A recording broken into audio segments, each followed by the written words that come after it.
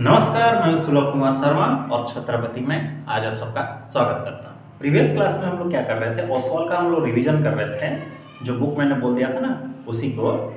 और page number हम लोग 16 नंबर पर पहुंचे थे और 11 नंबर तक रिवीजन किए थे। ये कौन है? सैम्पल पेपर है, issued by the board on 5 September 2024 mathematics. ये स्टैंडर्ड है, सॉल्व है। ठीक, देखिए ये रिवीजन है। 12 नंबर से आज हम लोग करेंगे। क्वेश्चन ये दिया 12 नंबर में, ये एमसीक्यू से ज्यादा था। थीटा का वैल्यू बोल दिया 30 डिग्री। ठीक है, फिर तो बोला वैल्यू फाइंड आउट करिए 3 tan थीटा। कितना होगा इसका वैल्यू फाइंड आउट करिए। तो 3 रहेगा, तो दिस इज tan 30। तो 3 इंटू tan 30 का वैल्यू कितना है बताइए? 1/√3। तो √3 से जब इसको काटिएगा तो आंसर कितना बचेगा? सिर्फ √3 बचेगा।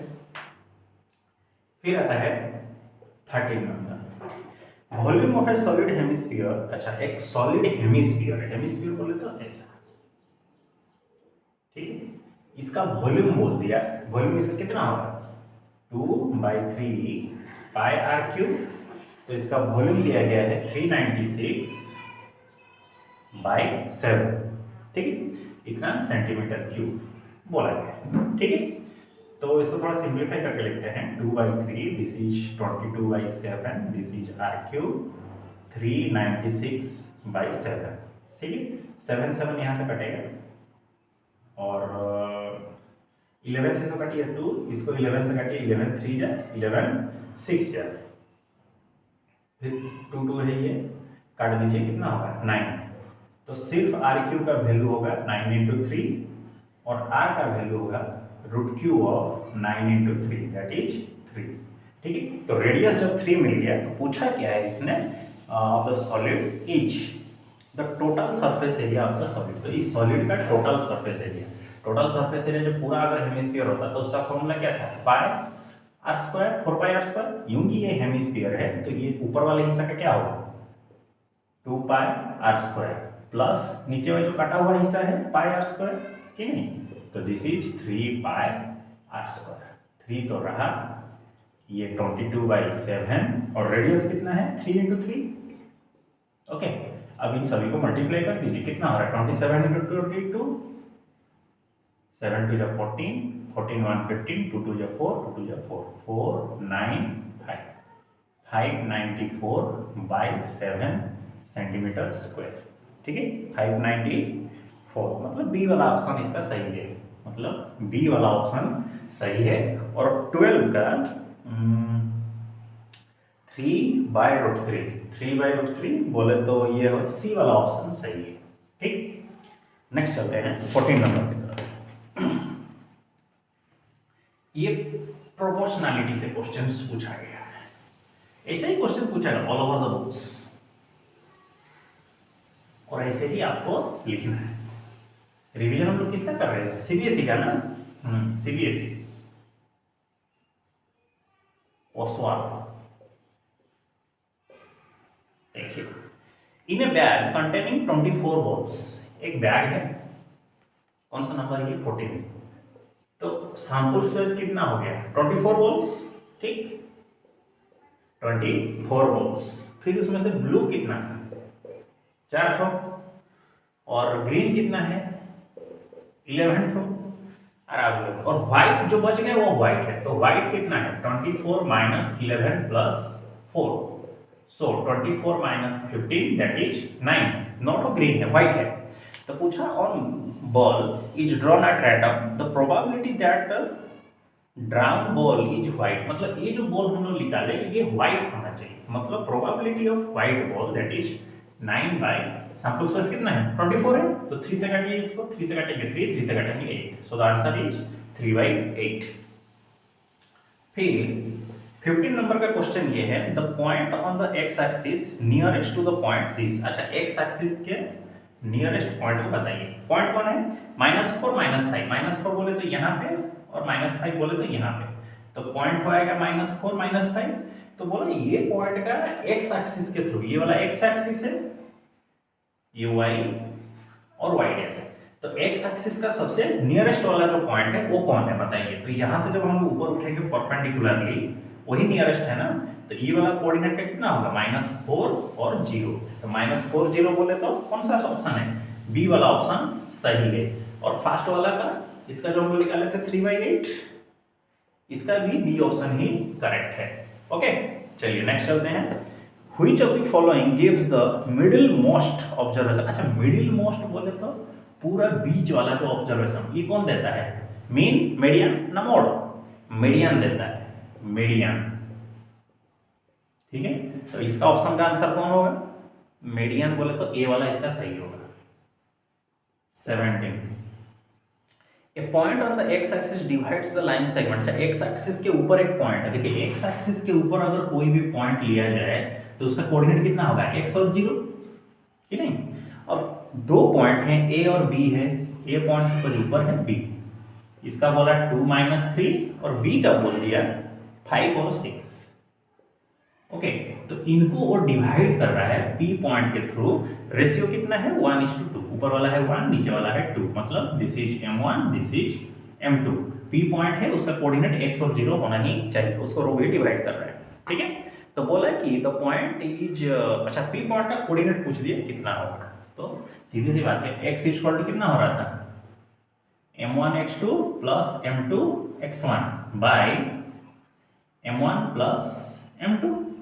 और देखिए y तो 0 होना ही है, एक p एक्सिस के ऊपर अगर वो पॉइंट पर है तो m1 का वैल्यू कितना है 1 इंटू x2 का वैल्यू है 5 प्लस m2 का वैल्यू है 2 और x1 का वैल्यू है 2, दिस इज 1 + 2, तो 5 + 4/3 मतलब 9/3 दैट इज 3 और 0। ओके 3 और 0 होगा इसका आंसर, मतलब ऑप्शन नंबर कौन सा सही होगा, सी वाला तो सही होगा। चलिए नेक्स्ट 18 नंबर को देखिए, ऐसा ही करना है, ज्यादा कुछ टॉप लेवल के डिफिकल्ट क्वेश्चंस नहीं देगा। ठीक 18 को करना है।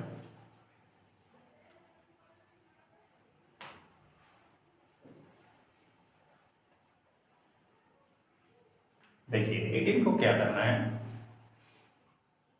कि a card is drawn from a well shuffled deck of playing cards। अच्छा well shuffled deck of playing cards जो होता है उसमें कितने कार्ड्स होते हैं, 52 ठो। तो कुछ ब्लैक होते हैं कुछ रेड होते हैं, मतलब पूरा आधा ब्लैक होगा आधा रेड होगा। रेड में भी 2 ठो रहेगा, एक होता है डायमंड दूसरा होता है हार्ट, मतलब ये भी 13 ठो ये भी 13 ठो। फिर उसने बोला red face card, face card बोले तो जैक किंग क्वीन। ओके 3 ठो, इसका भी वैसे ही जैक किंग और क्वीन। ठीक है 3 6 ठो हो गया फेस कार्ड। क्वेश्चन ये बोला a deck is drawn from a well shuffled, नहीं, a card is drawn from a well shuffled deck of playing card, the probability of getting red face card। तो red भी होना चाहिए face card भी होना चाहिए, तो probability of red and face card कितना है, ये 3 ठो है ये 3 ठो है, मतलब 6 ठो, और टोटल के ऊपर कितना रख दिया 52, 2 से काटिए 3 2 से काटिए 26, मतलब आंसर होगा 3/26। So the answer is D. Okay तो इसका आंसर होगा डी। अब देखिए 19 और 20 नंबर में क्या बोला, एक है असर्शन और एक है रीजन। देखिए असर्शन रीजन क्वेश्चन जरूर एग्जाम में आएगा, कुछ भी कर लीजिए 2 क्वेश्चन असर्शन और रीजन से रहेगा। असर्शन का मतलब क्या होता है, वो आपको एक स्टेटमेंट दे देगा और इस स्टेटमेंट सही है या फिर गलत है, क्यों सही है, अगर सही है या तो यस है नहीं तो नो है, अगर सही है तो क्यों सही है उसके लिए कुछ लिखेगा, अगर गलत है तो क्यों गलत है उसके लिए कुछ लिखेगा। तो ऑप्शन ए जो देगा आपको क्वेश्चन में, तो उसका कंडीशन ये होगा कि असर्शन सन ए वाला सही है और क्या बोला है, मतलब बोथ रीजन बोथ असर्शन ए और आर ट्रू, मतलब ए भी सही है और आर भी सही है, ए भी सही है और आर भी सही है, और आर जो है वो उसका करेक्ट एक्सप्लेनेशन है, मतलब रीजन जो बोला कि क्यों ये सही है वो सही बोल दिया। ऑप्शन बी जो बोलेगा वो बोलेगा कि both assertion A and reason R are, true ये भी सही है ये भी सही है, लेकिन R is not the correct explanation, लेकिन उसने जो एक्सप्लेनेशन दिया जो भाई क्यों सही है वो सही नहीं है, गलत। ऑप्शन सी का मतलब ये देगा कि assertion A is true but reason R is false, मतलब ए वाला तो सही है लेकिन उसके लिए जो रीजन दिया गया वो गलत है। डी जो बोला इसके लिए क्या, आर सिर्फ सही था, ये दोनों सही थे, लेकिन आर जो है वो करेक्ट नहीं था, मतलब जो एक्चुअली में आंसर होना चाहिए वो नहीं था। डी ऑप्शन ये बोला कि असर्शन भी गलत है, बोथ असर्शन मतलब असर्शन भी गलत है और उसका रीजन भी गलत है। इस तरह के ऑप्शन आपको एग्जाम में देंगे।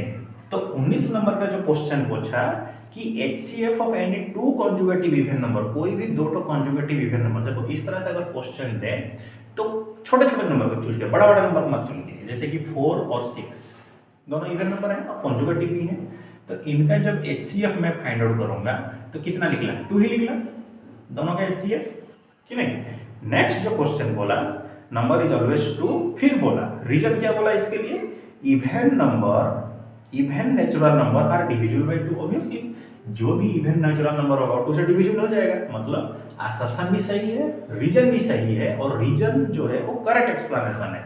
तो 19 नंबर का आंसर क्या होगा, ए। ओके, तो 19 नंबर का आंसर होगा ए। अब 20 नंबर की तरफ चलिए, क्योंकि दोनों सही हैं और उसके लिए जो रीजन बताया गया वो भी सही है।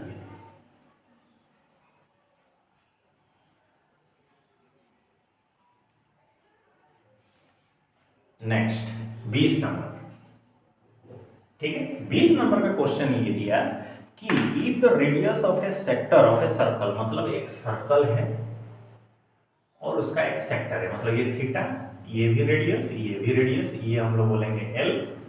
कंडीशन ये बोला if the radius of a sector of reduce to half and angle is double, और एंगल को हम लोग डबल करते हैं तो क्या होगा, then the perimeter of the sector remain the same. अब अच्छा पेरीमीटर के बारे में बोलो, तो पेरीमीटर के लिए हमको क्या चाहिए, ये वाला l प्लस 2r, तो l का फॉर्मूला क्या होगा, theta by 360 into 2 pi r plus 2r, तो थीटा तो रहा, चलिए ठीक है, इसको 2 से काट दीजिए, 180 रहेगा, this is 180 pi r plus 2r, मतलब सॉल्व करके हम लोग ये वाला आंसर मिला। कंडीशन उसने क्या बोला, रेडियस को हम आधा कर देंगे, एंगल को डबल कर देंगे, तो दोनों सेम होने चाहिए, ठीक है, ये बोला था ना। If radius of the sector reduce to half, अच्छा रेडियस को हम लोग हाफ कर दिए, मतलब यहीं से अगर हम चले तो थीटा पाई, रेडियस को आधा कर दिए 180 प्लस 2 इंटू r/2, आधा कर दिए, और क्या किए हम लोग, एंगल को डबल कर दिए, और एंगल को डबल कर दिए, मतलब ये वाला एंगल को डबल कर दिए, तो हुआ क्या, देखिए ये 2 2 कटा, ये 2 2 भी कटेगा, तो ऊपर होगा theta pi r by 180 plus r, दोनों सही हुए क्या, नहीं थे, ये 2r हो रहा है, ये सिर्फ r हो रहा है, मतलब दोनों सही नहीं है, मतलब असर्शन तो तुम्हारा क्या हो गया, गलत हो गया, ठीक, दोनों सही नहीं है, असर्शन गलत हो गया। रीजन इसके लिए उसने क्या बोला, length of the arc subtending angle theta, ये जो लेंथ है आर्क का, जो एंगल थीटा बना रहा है सेंटर के ऊपर of a circle of radius R, इसका जो लेंथ उसने बोला कि पाई आर थीटा बाय 180, यही बोला, तो सही तो बोला है ना, यही निकल रहा था ना लेंथ है, तो ये सही बोला, मतलब रीजन सही हो गया, तो असर्शन गलत हुआ और रीजन सही हुआ, assertion false, reason is true, मतलब आंसर होगा आपका डी वाला ऑप्शन, जे असर्शन गलत है पूरा और रीजन जो है वो सही, डी होगा इसका आंसर, ठीक है। तो कल हम लोग क्या करेंगे, सेक्शन बी को करेंगे, आज सेक्शन ए खत्म की, ठीक है। तो एग्जाम में देखिए आपका ऐसे कितने सेक्शंस आएंगे, सेक्शन ए एक ठो आएगा, बी एक ठो आएगा, सी एक ठो आएगा, और आएगा क्या, हाँ डी भी है और ई भी है, डी और ई, इस तरह से 5 तो सेक्शंस आएंगे, ठीक है। और जो हम लोग आज किए 1 2 3 4 5 सेक्शन आ गया। सेक्शन ए जो रहेगा 20 मार्क का, मतलब एमसीक्यू, ठीक है। तो कल हम लोग क्या करेंगे, बी सी डी और ई, इसके बाद धीरे धीरे हम लोग आगे बढ़ेंगे, ओके। तो सेक्शन ए तक ही आज हम लोग पहुंचे हैं, तो मिलते हैं हम लोग अगले क्लास में, तब तक सी यू नेक्स्ट। और ऐसे ही धीरे धीरे रिवीजन करते रहिए, एग्जाम्स की तैयारी करते रहिए, अच्छा रहेगा। कोशिश करिए एग्जाम जाने से पहले बहुत सारा रिवीजन करिए। अब आप पढ़ के कोई फायदा नहीं है, बुक्स पढ़ के अब कोई फायदा नहीं है, अब रिवीजन जितना ज़्यादा करिएगा उतना ज़्यादा फायदा आपके लिए रहेगा, ठीक है। तो मिलते हैं हम लोग अगले क्लास में, तब तक सी यू नेक्स्ट। जय हिंद, नमस्कार, अपना ख्याल रखिए, तबीयत खराब मत करिए और एग्जाम्स के लिए ज़्यादा पढ़िए।